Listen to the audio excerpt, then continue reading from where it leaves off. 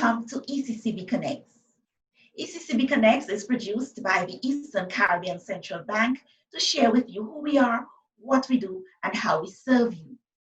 In this program, Governor Antoine shares advice with the young people of the newly established St. Kitts and Nevis Robotics Association. Stay connected. We'll continue in a moment. The Eastern Caribbean Central Bank is proud to introduce Dcash, the official digital version of the EC dollar. Dcash is the safer, faster, cheaper way to send and receive payments within the Eastern Caribbean Currency Union, all using your smart device. For more information, visit the ECCB's website. Dcash, coming soon.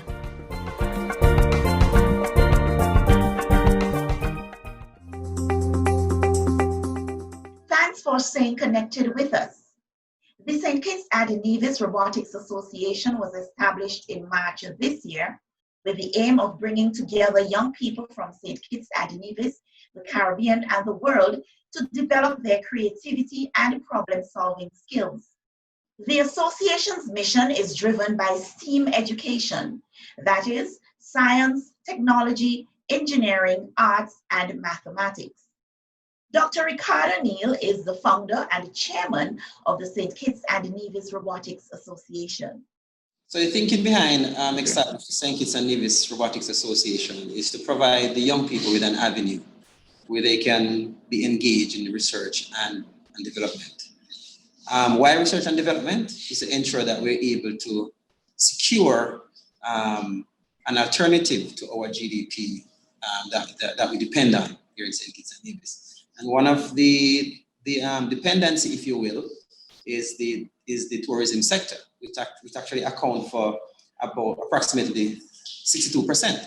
I feel that we need to leverage that by identifying the skill, the talent that we have here in St. Kitts and Nevis, and get those talents to work and begin to produce products here.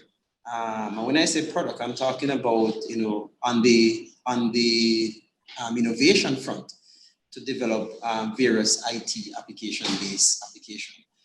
We have had students build various products, and we feel that those products can actually become something of a reality. So that would form the basis, if you will, of the St. Kitts and Nevis Robotics Association.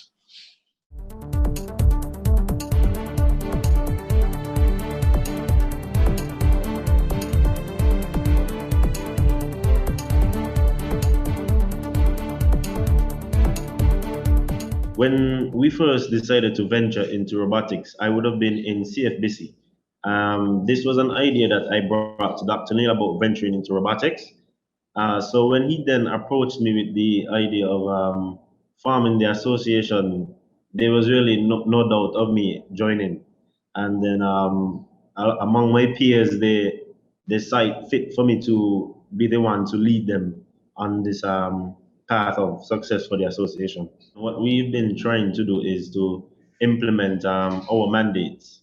But before we begin with starting our mandates, what we are trying to do is assist our members with skill-based training sessions where they can develop more on the skills that they have and pick up some more skills aside from what they know, which would incorporate with STEAM, which is science, technology, engineering, arts, and mathematics. In addition to that, we are working on the mandates, like I did mention, which would include the St. Kitts Nevis National Robotics Challenge, which we are hoping to have next year around February. That is one of our main goals currently.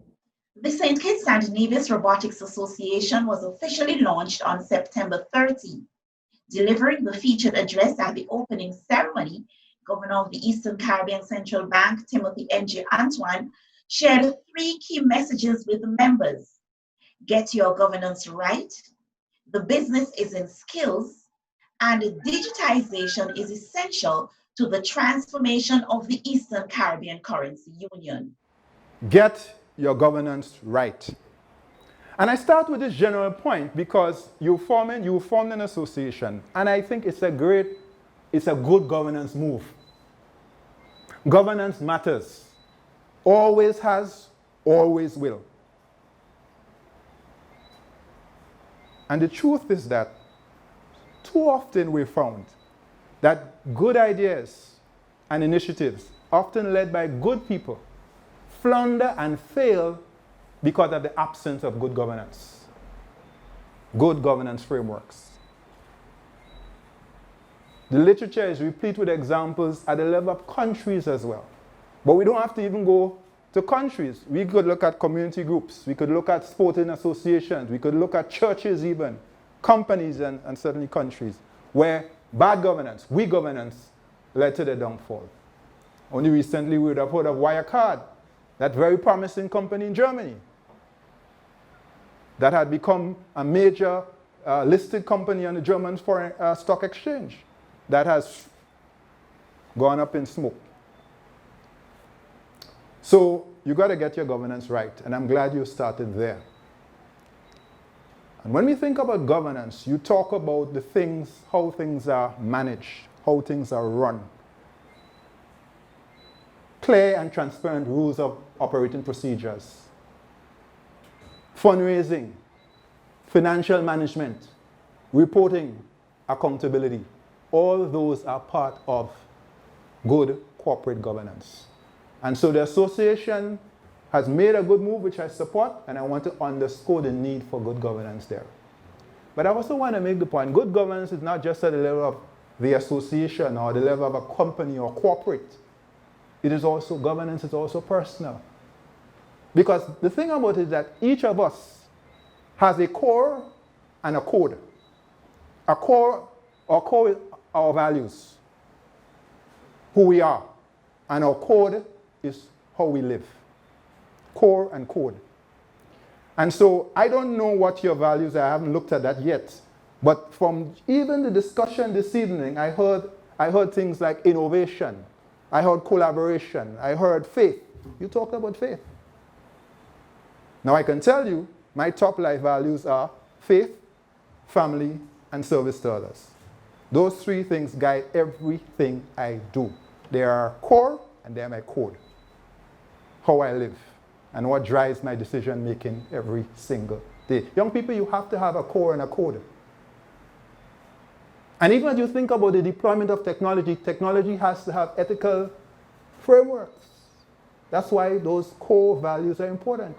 To what end are we developing and deploying technology? So your core and your code. So the first thing is to get your governance right. So set it up. I know you've started that. If you need professional support, reach out. We're more than happy at the ECCB to also give you guidance there. Because we want you to survive. We want you to succeed. And I believe what you've done in setting up the association is to position you to make a meaningful, in fact, a major development impact in the Federation and by implication the currency union and for the long haul. And from time to time, so you must respect your governance arrangements and from time to time review them and update them. So that's my first point. Governance matters. My second is this. The business is in skills. The business is in skills. So I'm going to try to play cool now as one of these youngsters, and I will say the biz is in skills. And I'm saying the biz with a Z and the skills with a Z. The biz is in skills. So where am I going with this? Well, our world is increasingly a digital world. In fact, data is the currency of the 21st century. The World Bank has projected that the digital economy will be responsible for at least 25% of global GDP within the next couple of years. And I see estimates that show that that could be as early as 2022. And then there's a rapid trajectory in terms of the digital economy. This digital economy requires skills. What skills? Basic digital skills such as web research, online communication, and online platforms, and very important, digital financial services. Those are basic digital skills. Everybody must have those. If we want to democratize financial services, we have to make technology available, financial inclusion, we have to put it at people's fingertips, typically with their smartphone. Basic digital skills. But then there are middle-level digital skills, skills like digital graphic design and marketing and social media management. And I heard the Prime Minister on a previous occasion speak of the role of social media in the virtual campaign a few months ago. But then there are advanced level digital skills, skills like coding, software and app development, network management, machine learning, big data analysis, the Internet of Things, cyber security, very important, and blockchain technology. In this regard, I want to commend the government of St. Kitts and Nevis for the step taken, or the decision made, to introduce coding in schools. I'm not sure if it has started. I know it has been determined that you're going to go in that direction, and I want to actively encourage you to move there in the shortest possible time. You're a leader, lead it. Others will follow. Coding in our schools. But skills are not just digital. We also need the soft skills. Collaboration, leadership, teamwork. When you work on these projects, you have to work together. You have to help each other. It's not a Lone Ranger business. It's not the brightest go for him or herself and get the highest mark and then say, well, you know, a bright and so on and so on. You're going to collaborate to get it done together. And that is what this forces. It also encourages our students to be curious and adventurous. Not crammers and passers of exam. Because that ultimately does not serve us well. And you see the difficulty, if you don't believe me, when you get into the workplace and people have real issues applying what they've learned. That is where STEAM comes from, because STEAM brings all of these skills together. Science, technology, engineering, arts, and mathematics. Very importantly. But I want to expand STEAM a little more. And I want to take a little license and add an E to STEAM. And that E is for entrepreneurship. Now I know the art's supposed to have entrepreneurship in there, but I want to single out entrepreneurship. So I am spelling STEAM with an E after the M. Why is that important? Because I want to make this submission to you, that as we build out the digital economy, Prime Minister, we have to ensure that our people are not mere consumers of digital services. We have to be producers of digital services. And if we are going to be producers of digital services and engage in meaningful digital trade, we have to have entrepreneurship at core. We have to have entrepreneurship at core. It is not just enough to be, this is interesting and this is wonderful learning. It has to go somewhere and lead to foreign exchange, and lead to jobs, and lead to real opportunities for people to build homes and build families and build their country and our region. So I want to emphasize entrepreneurship. And I also want to say to you, from all that I've seen so far in terms of the surveys, STEM jobs, STEAM jobs, earn more than non-STEM or non-STEAM jobs. At least 26% more. Some surveys show even higher. So young people, chances are you could earn a good living.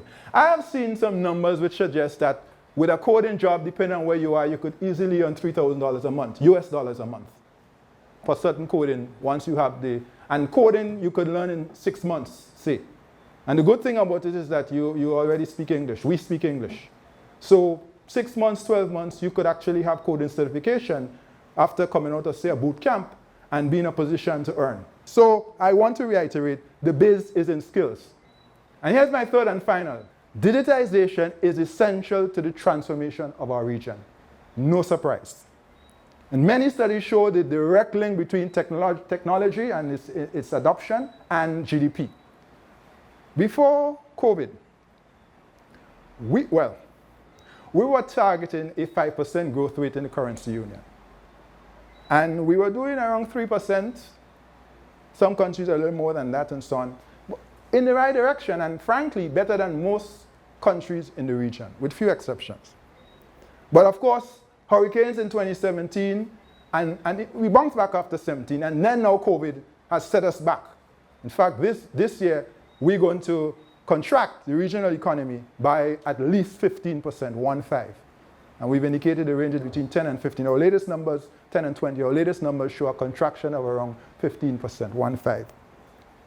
So if we're going to transform, if we're going to change that trajectory, remember what I said? Can't change history, can't change geography, but we can change trajectory. we're going to have to use technology to help us to do that. Innovation is the key. Why pursue innovation? Well, William Brody, American scientist, says, what is the calculus of innovation? The calculus of innovation is really quite simple. Knowledge drives innovation, innovation drives productivity, productivity drives economic growth. And so as we think about how we're going to cope as a region, we need to deploy technology. In support of his call for the region to deploy technology and innovation to drive national development and economic growth, Governor Antoine outlined some of the steps the ECCB has taken and plans to take to use digitization to transform the region. Over the last 4 years, the ECCB has provided 2 scholarships every year for students from the ECCU, graduating from our community or state colleges, to go and attend the SPICE program. SPICE stands for Student Program for Innovation in Science and Engineering, delivered through the Caribbean Science Foundation. Every year, 2 students from the ECCU. A couple years ago, we had Roger from Nevis. And every year, we look for students from around, must be ECCU, or 8 members. And we continue to do that. This year, it was done virtually, but again, we did it, and we had 2 more students.